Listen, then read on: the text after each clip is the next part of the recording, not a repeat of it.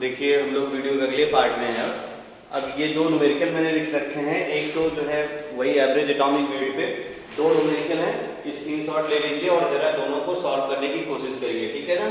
तो हो जाए अच्छी बात है। और ये जो दूसरा वाला प्रॉब्लम है इसका ये होमवर्क है, ठीक है ना। इसका आंसर ऑप्शन आप जो है व्हाट्सएप करेंगे अगर आपका सॉल्व हो जाएगा, नहीं तो वीडियो के अगले पार्ट में मैं इसको सॉल्व करूंगा, ठीक है ना। स्क्रीनशॉट आप ले लिए होंगे। अच्छा क्वेश्चन है, जो सॉल्व करेगा, अब भी ऑनलाइन चल रही है, ऑफलाइन पे अगर होते हैं तो आपको चॉकलेट खिलाता है, तो जो भी आंसर भेजेगा कभी क्लास में अगर मिलेंगे हम लोग तो आपको चॉकलेट खिलाएंगे, ठीक है ना। तो चलिए हम लोग पहला वाला क्वेश्चन को सॉल्व करते हैं, ठीक है ना। दूसरे वाले को मैं इरेज कर देता हूँ, ठीक। बड़ा अच्छा क्वेश्चन है, प्लीज ट्राई, ठीक है। चलिए सेकंड हम लोग पहले वाले क्वेश्चन को देखो ध्यान से, आसान है, कैलकुलेशन का में जल्दी हो जाएगा। बहुत सारे लोग शायद सॉल्व कर लिए होंगे, ठीक है ना। हो गया है? अच्छा नहीं हुआ है तो देखिए जरा ध्यान से, जिनका हो गया बहुत अच्छी बात है। आपको देखो क्वेश्चन में अगर ध्यान से देखो तो आपको क्या दे रखा है, आपको दे रखा है बोरॉन, ठीक है ना। तो बोरॉन दे रखा है और बोरॉन के दो आइसोटॉप दे रखे हैं, एक दे रखा है B10 और एक दे रखा है देखो B11। इसका जो एवरेज एटॉमिक वेट है ये भी तुम्हें दे रखा है, यानी एवरेज एटॉमिक वेट जो बोरॉन का है ये कितना दे रखा है 10.2, ठीक है ना।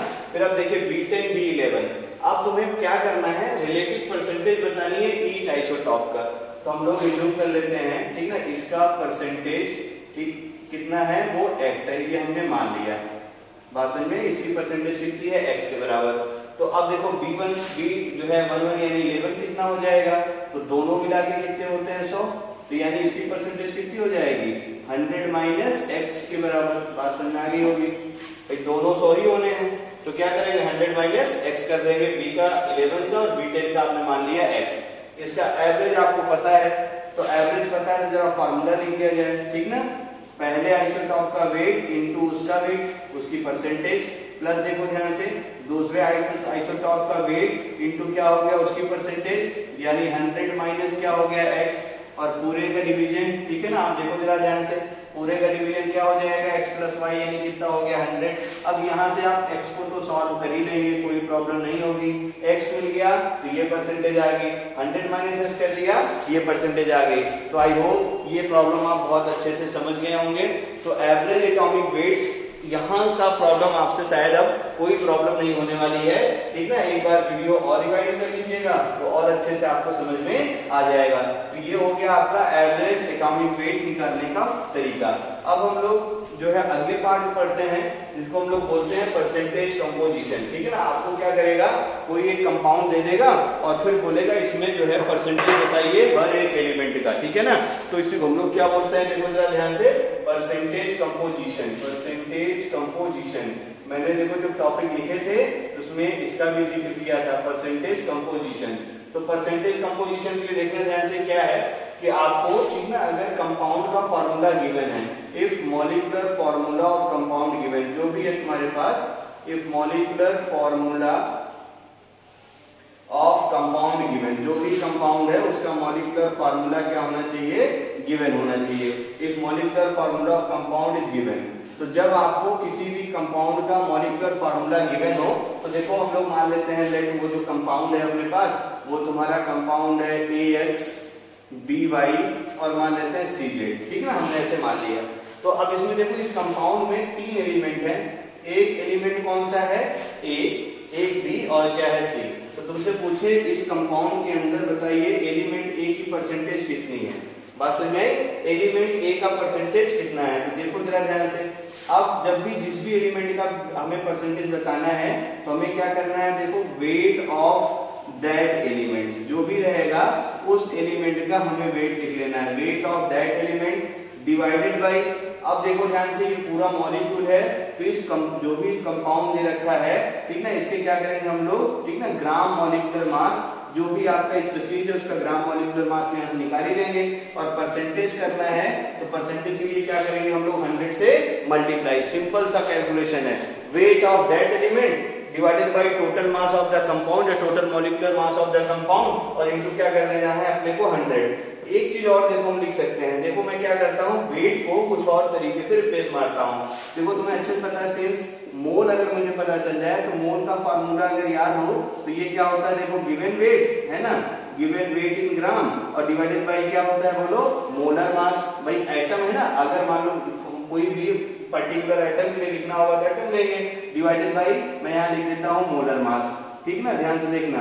अब अगर मान लो हम लोग क्या करते हैं, पर्टिकुलर एटम का वेट निकालना चाहते हैं, ठीक है ना, तो पर्टिकुलर एटम के वेट के लिए मोल को हम लोग क्या लिख सकते हैं बोलो, given weight of atom, given weight of atom, ठीक है ना, याद रखे रहना। और डिवाइडेड बाय देखना ध्यान से क्या हो जाएगा, ग्राम एटॉमिक मास, यानी ग्राम atomic mass of that element. तो यहां से अगर मुझे वेट ऑफ एटम निकालना है तो देखो जरा ध्यान से, वेट ऑफ एटम अगर निकल जाए तो ये क्या हो जाएगा, देखो उस एटम का कितना मोल है और इनटू क्या हो गया, देखो ग्राम एटॉमिक मास। तो हम लोग ये भी कर सकते हैं, ठीक है ना। तो दैट इज करके अगर मैं फार्मूला और बोलना चाहूं तो आप देखो ध्यान से क्या हो जाएगा, दूसरा फार्मूला परसेंटेज निकालने का, percentage A is equal to क्या हो जाएगा, मोल इनटू क्या हो गया, देखो gram atomic mass of capital A और डिवाइडेड बाय क्या हो जाएगा, gram molecular mass of the compound और इनटू क्या हो गया 100। तो ये भी परसेंटेज कंपोजिशन निकालने का एक अच्छा सा फार्मूला है जिसको आप बड़े अच्छे से सॉल्व कर सकते हैं, कोई दिक्कत नहीं होगी। तो ये अब देखो ये जो मोल है, तो मोल मुझे अच्छे से पता, याद करो ये जो x होता है ये क्या बताता है, यही ना नंबर बताते हैं भाई कितने मोल इसमें। जैसे आप याद करो, मैं आपको क्वेश्चन देता था कि अगर 1 मोल ये मान लो अपने पास H2SO4 है और ये मान लो बोलता था कि 1 मोल H2SO4 है, तो इसमें हाइड्रोजन के कितने मोल होते थे, हाइड्रोजन का नंबर देख के लिखते थे, हाइड्रोजन का मोल कितना हो जाए 2, सल्फर का मोल पूछू कितना हो गया था 1 और ऑक्सीजन का मोल कितना हो गया था 4। तो यानी ये जो नंबर है देखो मोल भी होते हैं, तो ये नंबर इनटू जो भी उसका एटॉमिक वेट है, ये नंबर इनटू जिसका एटॉमिक वेट है करके सॉल्व करते जाइए, आंसर आ जाएगा। तो जैसे हमने परसेंटेज ए निकाली है ऐसे हम लोग परसेंटेज बी भी ले सकते हैं। तो परसेंटेज बी अगर लिखूंगा तो आप शायद लिख लेंगे, कोई प्रॉब्लम नहीं होगी। ऐसे अगर परसेंटेज में सी लिखूंगा तो परसेंटेज सी भी आप लिख लेंगे, कोई प्रॉब्लम नहीं होगी, ठीक है ना। तो ये है परसेंटेज कंपोजिशन निकालने का फॉर्मूला जो आपको समझ में आ गया होगा, ठीक है ना। परसेंटेज ए वाले को मैं थोड़ा और इक्वेट कर दूं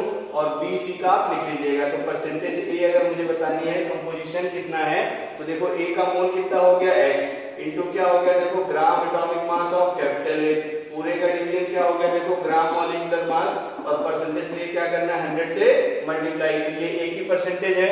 अगर बी का निकालना है तो परसेंटेज बी देखो क्या हो जाएगा, y है ना, इनटू क्या हो गया, देखो gram atomic mass of capital B divided by क्या हो गया, ग्राम मॉलिक्यूलर मास, परसेंटेज पे क्या करेंगे 100 से मल्टीप्लाई, ये हो गया परसेंटेज बी, है ना। परसेंटेज सी निकालने के दो तरीके, देखो इसमें 3 एलिमेंट हैं, सब जोड़ के 100 ही होगा। तो एक तरीका तो ये है 100 माइनस क्या कर दूं परसेंटेज ए और प्लस क्या कर दूं परसेंटेज बी, इससे भी आंसर आ जाएगा। या चाहूं तो परसेंटेज सी ऐसे भी निकाल सकता हूं, सी के मोल कितने हो गए z इनटू देखो क्या हो गया gram atomic mass of capital C, पूरे का डिवीजन क्या हो गया बोलो ग्राम मॉलिक्यूलर मास इनटू क्या हो गया 100। तो ये भी परसेंटेज सी निकालने का फार्मूला है। तो आई होप परसेंटेज कंपोजिशन आपको समझ में आ गया होगा। इस पे भी एक एग्जांपल कर लिया जाए तो और अच्छे से आपको ये क्लियर हो जाएगा। परसेंटेज कंपोजिशन निकालने के लिए कंपाउंड का गिवन होना जरूरी है, कंपाउंड का मॉलिक्यूलर फार्मूला दिया जाना बहुत जरूरी है, नहीं तो आप कुछ कर नहीं पाएंगे, ठीक है ना। तो इसको भी हम लोग थोड़ा जो है इसके भी क्वेश्चन कर लेते हैं। जैसे मैं तुमसे बोलूं calculate the percentage of each element, question लिखिए फर्स्ट और इसको सॉल्व करते हैं हम लोग, ठीक है। ये एग्जांपल है, जो भी आप बोले इसको आपको क्या करना है, calculate percentage of each element, percentage of each element, जो भी आपके पास एलिमेंट है, calculate percentage of each element in, है ना, आपको एक कंपाउंड दे दे रहा हूं मैं Fe2SO4 होल थ्राइस। इस कंपाउंड में आपको सब एलिमेंट का परसेंटेज बताना है। तो देखो जरा ध्यान से, आपको कुछ बताने की जरूरत नहीं, मुझे मान लो परसेंटेज आयरन बताना है, परसेंटेज किसकी बतानी है, आयरन की। तो देखो जरा ध्यान से क्या हो जाएगा, आयरन के नंबर कितने हो गए, मतलब आयरन का टोटल वेट, तो एक आयरन का 56, दो आयरन हो गए तो कितना हो गया 112। क्या ऐसे समझ लो, या आयरन का मोल इनटू क्या हो गया, देखो आयरन का atomic weight 56 divided by total molecular mass. तो देखो टोटल मॉलिक्यूलर मास का हर बार अपन को काम पड़ेगा, तो हम लोग यहाँ पहले एक बार लिख देते हैं और इसको कैलकुलेट कर लेते हैं। GMM ऑफ किसका बोलो, जो आपको कंपाउंड दे रखा है Fe2SO4 होल थ्राइस, इसका ग्राम मॉलिक्यूलर मास, ठीक है ना, और इनटू क्या हो गया देखो 100 में, यहाँ पे परसेंटेज आयरन में पहले 56 भी नहीं लिखता हूँ, ग्राम एटॉमिक मास ऑफ क्या लिख देता हूँ आयरन, ठीक है ना। कोई प्रॉब्लम शायद आपको नहीं हो रही होगी। तो हम लोग जरा GMM निकाल लेते हैं, यानी ये वाला डेटा कितना हो जाएगा, इसको हम लोग जरा कैलकुलेट कर लेते हैं। तो कैलकुलेट कर लो जरा, ये कितना हो जाएगा बोलो, 2 × 56 प्लस बोलो 3 है ना। अब देखो ये सल्फेट है, तो सल्फर का कितना हो गया तुम्हारा 32 है ना, और ऑक्सीजन का कितना हो गया तुम्हारा 64, भाई 4 है ना, तो 4 ऑक्सीजन का कितना हो गया 64, ये कितना हो गया 112, ये 3 × कितना हो जाएगा ये 6, और ये कितना हो जाएगा तुम्हारा 9, ठीक है ना। तो इसको पूरा सॉल्व करोगे तो आपका ये टोटल जो मोलर मास आ जाएगा ये आ जाएगा 400 करके, चाहे देख ही लो आप, ठीक है ना। तो ये कितना हो गया 112, और ये कितना हो गया 18, और ये कितना हो गया तुम्हारा, ठीक है ना 27, और एक और जोड़ दो कितना हो गया 28, तो जोड़ दो इसको कितना हो गया देखो 10 हो गया 9, और ये 10 हो गया, और ये 4 हो गया, ठीक है। तो 400 ग्राम आ गया, कोई दिक्कत नहीं है। अब देखो ध्यान से परसेंटेज आयरन बता दिया जाए भाई, तो परसेंटेज आयरन अगर मुझे बताना है तो 2 × आयरन का एटॉमिक वेट, देखिए यहाँ जो ये डेटा आया ना, तो चाहो इसको लिखे रहो भाई, आयरन का है तो मैं डायरेक्ट लिख सकता हूँ, अच्छा लिख ही देता हूँ एक बार। क्या हो गया 2 × 56 डिवाइडेड बाई कितना हो गया 400 इंटू कितना हो गया 100, ये हो गया परसेंटेज आयरन का। अगला देखो परसेंटेज सल्फर का, तो सल्फर का देखो ध्यान से 3 × 32 डायरेक्ट लिख रहा हूं मैं, तो 3 सल्फर इंटू क्या हो गया सल्फर का एटॉमिक वेट 32, और पूरे का डिवीजन कितना हो गया 400 है ना। परसेंटेज के लिए क्या करूंगा 100 से मल्टीप्लिकेशन, ठीक है ना। परसेंटेज अगर तुमसे किसका पूछे ऑक्सीजन का, तो ऑक्सीजन का परसेंटेज बोलो देखो 3 × 64, क्योंकि 4 ऑक्सीजन है, 3 × 64 डिवाइडेड बाई क्या हो गया 400 × 100, सबको सॉल्व कर लीजिएगा, आंसर आपको मिल जाएगा। तो यहाँ तक आपको बहुत अच्छे से समझ में आ गया होगा। तो ये है परसेंटेज कंपोजिशन निकालने का तरीका। एक क्वेश्चन और कर देता हूं मैं, ठीक है ना। Calculate percentage of each element in urea, है ना, ये अक्सर क्वेश्चन आता है स्कूल एग्जाम के लिए। यूरिया में सारे एलिमेंट का आपको परसेंटेज बताना है। तो अब देखो जब तक यूरिया का फॉर्मूला आपको नहीं पता रहेगा तब तक आप इस क्वेश्चन में कुछ भी नहीं कर सकते हैं। तो ये दूसरा एग्जांपल है, आपको यूरिया का फॉर्मूला पता होगा तभी ये काम पढ़ पाएंगे, ठीक है ना। और आप जानते हैं यूरिया का फॉर्मूला, क्लास में याद करिए, तो फर्स्ट ऑर्गेनिक कंपाउंड है ना सिंथेसाइज्ड बाय पोलर, या वैसे याद करे होंगे ना कौन सा ऑर्गेनिक कंपाउंड जो इनऑर्गेनिक कंपाउंड से बना है, तो आप आंसर क्या मानते थे यूरिया। और यूरिया का फॉर्मूला क्या होता था, यूरिया का फॉर्मूला बोलो क्या होता था NH2CO NH2, ठीक है ना, याद आया होगा।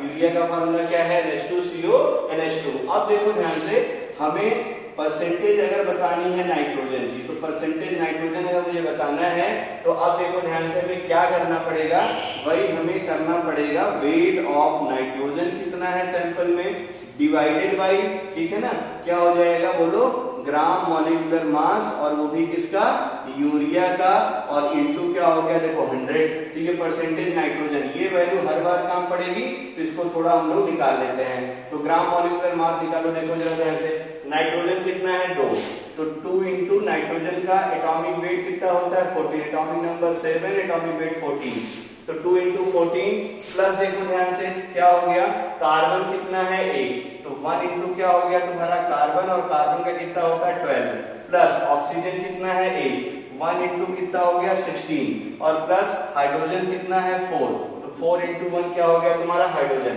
सॉल्व कर लीजिए, तो ये कितना हो गया 28 प्लस कितना हो गया देखो 12 प्लस कितना हो गया 16, और प्लस कितना हो गया 4, है ना। डायरेक्ट करते हैं एक ही बार में ताकि हो जाए। तो देखो ये 20 हो गया, 16 4 कितना हो गया 20, और 20 12 कितना हो गया बोलो 32, और 32 28 जोड़ दो, ठीक ना, तो 3 2 5 1 6 कितना हो गया बोलो 60, याद आया ना। तो यूरिया का मोलर मास कितना होता है 60, आपको पता भी होगा, बहुत सारे लोगों को याद भी था, नहीं तो आप यहाँ से निकाल लीजिए। चलिए अब देखो परसेंटेज मुझे किसका बताना है नाइट्रोजन का, तो नाइट्रोजन का वेट कितना है देखो 28, कुछ करना ही नहीं है, 28 डिवाइडेड बाई 60 इंटू क्या हो गया 100, ठीक है ना। तुमसे बोले परसेंटेज ऑफ कार्बन बताओ कितना, तो कार्बन का वेट देखो ये लिखा हुआ है कार्बन का वेट कितना है 12 डिवाइडेड बाई कितना हो गया 16, तो क्या हो गया 100। सॉल्व हो गया ना सबका। तो ऐसे ही हम लोग सॉल्व कर लेंगे, कोई प्रॉब्लम नहीं होगी। तुमसे क्या पूछ रखा है परसेंटेज ऑक्सीजन, तो ऑक्सीजन का एक ही एटम है, देखो वेट कितना है इसका 16, तो 16 डिवाइडेड बाई 60 तो क्या हो गया 100। तुमसे पूछ रखा है परसेंटेज हाइड्रोजन, चाहो तो 100 में से ये सब डेटा निकाल के जोड़ के घटा दो, ये आसान है। क्या कर दोगे, देखो 4 डिवाइडेड बाई 60 हाइड्रोजन का वेट इनटू क्या कर दोगे 100, ये सब आंसर आपको मिल जाएगा। तो आई होप ये वाला प्रॉब्लम भी आपको बहुत अच्छे से समझ में आ गया होगा, ठीक ना। एक चीज और इसमें बड़ी अच्छी पढ़ने को पड़ती है, जिसको हम लोग बोलते हैं concept of minimum molecular weight, ठीक है ना। तो इसको मैं इरेज करता हूँ, उसको भी थोड़ा आपको समझाता हूँ, ठीक है ना। अच्छे से पेन और नोटबुक लेके पढ़ाई किया करिए। आप देखिए इसके साथ साथ में नोट्स बनाएंगे तो ये चैप्टर आपको बहुत अच्छे से समझ में आएगा, ठीक है ना। तो इसको मैं इरेज कर दे रहा हूँ। अच्छा आप लिख रहे होंगे तो थोड़ा सा लिख लीजिए।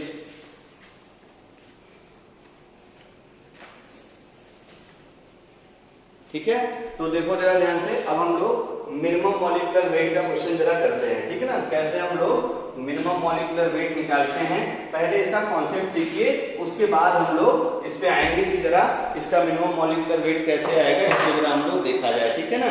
तो देखो ध्यान से, जैसे मान लो हम तुझे जो है, ठीक है ना, ऐसे क्वेश्चन दे दिया जाए concept of minimum molecular weight. ध्यान से देखो, concept of minimum molecular weight, minimum molecular weight, आपको कोई कंपाउंड का मिनिमम मॉलिक्यूलर वेट जो है कैलकुलेट करना हो। बहुत अच्छा क्वेश्चन है, ध्यान से याद रखे रहना, ठीक है ना। और इससे क्वेश्चन मतलब आते हैं मेंस में, तो इसलिए इसको और अच्छे से नीट में जो भी है तो आप अच्छे से इसको देख रहिए, आसान है, कुछ करना नहीं। एक मतलब ऐसे मन से देखो, जैसे मान लो मैं तुमको एक अननोन कंपाउंड दे दूं x, ध्यान से देखना, हमारे पास एक कंपाउंड है और हमें इसका कुछ भी नहीं पता है, कंपाउंड हमें अननोन है। ध्यान से देखना, ये अननोन कंपाउंड है अपने पास, इसको हम लोग नहीं जानते हैं। तो अननोन कंपाउंड को हम लोग ऐसे मान लेते हैं, x मान लिया। हमने क्या किया, इस अननोन कंपाउंड में, ठीक ना, कोई भी एक पर्टिकुलर एलिमेंट तुम्हें दे दूं, कोई भी आपको एक पर्टिकुलर एलिमेंट दे दूं मैं, और इसमें क्या है, इसमें एक पर्टिकुलर एलिमेंट, इसका जो है यहां लिख दे रहा हूं मैं, है पर्टिकुलर एलिमेंट, ठीक ना, ऑफ मान लेते हैं पर्टिकुलर एलिमेंट एच, ठीक ना, मान लेता हूं मैं कैपिटल ए ऑफ परसेंटेज, ठीक ना, एम। ये तुम्हें गिवन रहेगा। ध्यान से देखना, इस क्वेश्चन को तुरंत समझ में आएगा तुम्हें।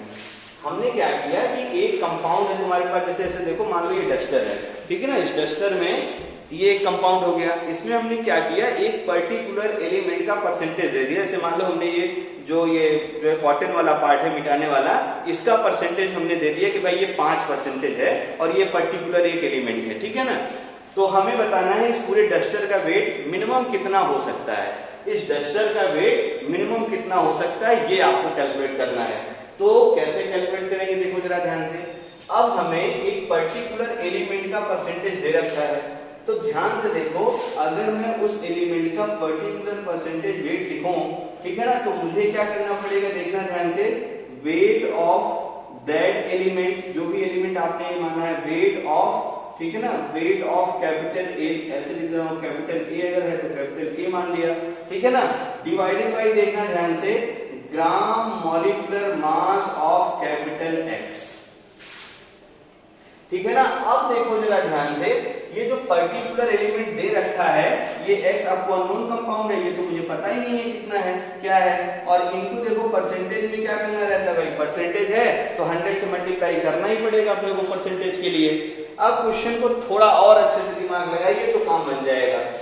अब देखो इस कंपाउंड में जो कैपिटल ए है, ये इसका कितना वेट है, ये कहां से लाओगे आप भाई, इसका वेट कैसे आ जाएगा कि हमें इस एटम का वेट कैसे पता चल जाए। तो ये वेट पता करने के लिए आपको क्या था भाई, इसका मॉलिक्यूलर फार्मूला होता तो उसमें मोल दिए रहते थे, एटम दिए रहते थे, तो उसके एटॉमिक वेट से मल्टीप्लाई से, मान लो याद करो, मान लो हमने लिया था जो है यूरिया लिया था, मान लो थोड़ी देर पहले NH2CO NH2 था, तो हमें पता था भाई इसमें नाइट्रोजन का वेट बताना था, तो मैंने क्या किया था, नाइट्रोजन के 2 एटम है और एक एटम का वेट 14 है, तो मल्टीप्लाई करके कितना कर लिया था, 28। हमें क्या इस कंपाउंड में कैपिटल ए कितना है ये पता है क्या, हमें ये नहीं पता है, और इसी चीज को हमें कैलकुलेट करना है।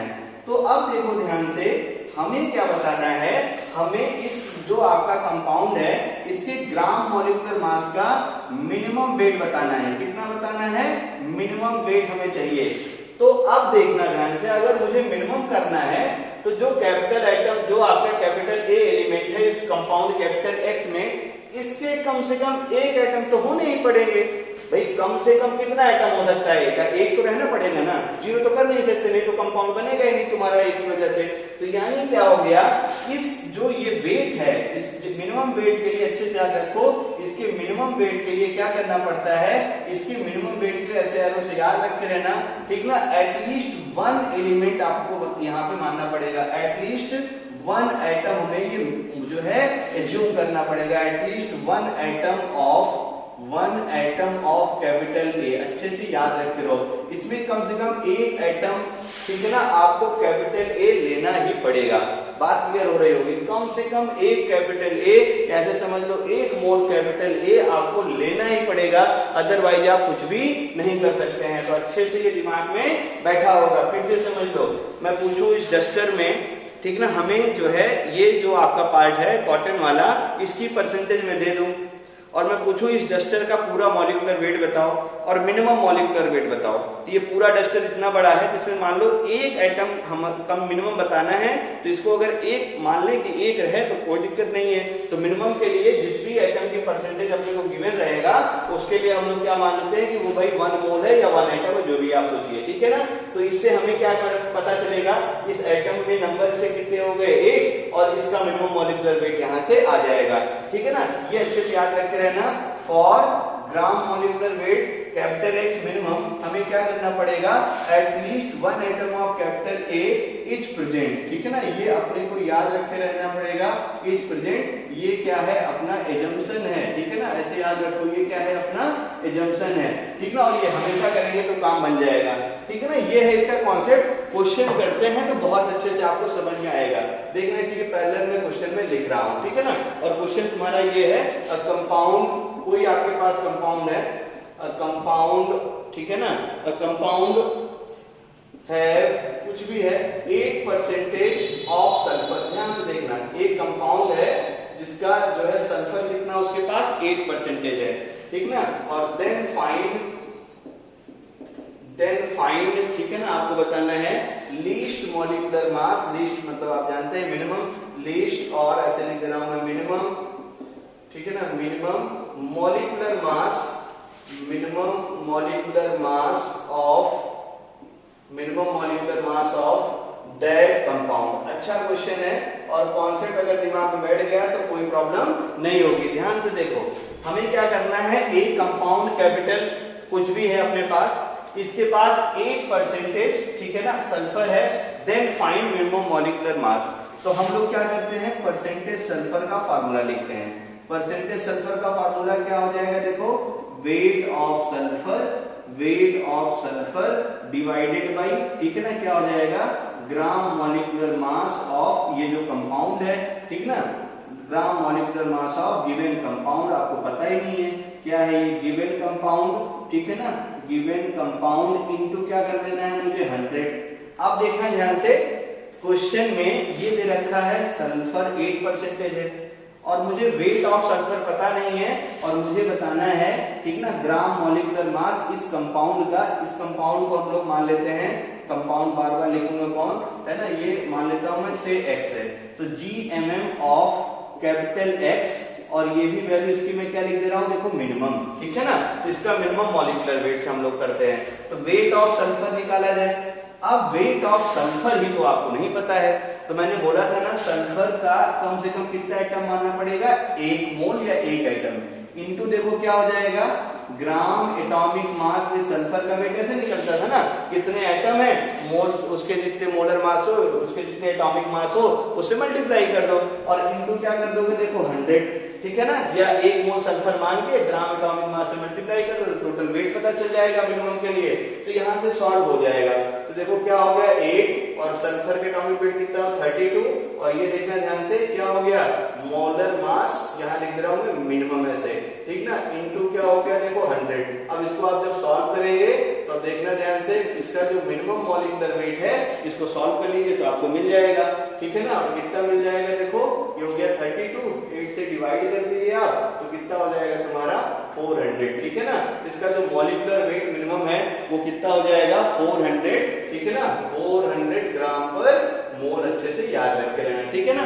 तो ये है तुम्हारा किसी भी कंपाउंड में पर्टिकुलर जो है आपको एटम दे देगा किसकी परसेंटेज इतनी है और उस कंपाउंड का मिनिमम मॉलिक्यूलर वेट पूछेगा। तो क्या करना है, उस मिनिमम के लिए उस एलिमेंट को, पर्टिकुलर एलिमेंट को एटलीस्ट 1 एटम या 1 मोल, जो भी आपको लगे, एटलीस्ट 1 एटम या यहां लिख दे रहा हूं और 1 मोल आप इसको मान लेना, ठीक है ना।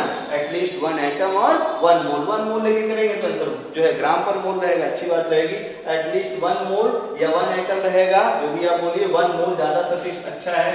1 मोल हमें मानना पड़ेगा, इसके अंदर आपका कैपिटल ए प्रेजेंट है। तो हम लोग क्या करेंगे, 1 मोल मान के और यहां से क्या करेंगे, इक्वेट कर देंगे, कोई प्रॉब्लम नहीं होगी। तो आई होप ये तुम्हें मिनिमम मॉलिक्यूलर वेट वाला भी क्वेश्चन अच्छे से समझ में आ गया होगा, ठीक है ना। तो यहां तक के वीडियो को अच्छे से देखिए, इसके अगले पार्ट में इससे रिलेटेड एक प्रॉब्लम और करेंगे और आपको आगे इसके कॉन्सेप्ट हम लोग पढ़ाएंगे। Thank you.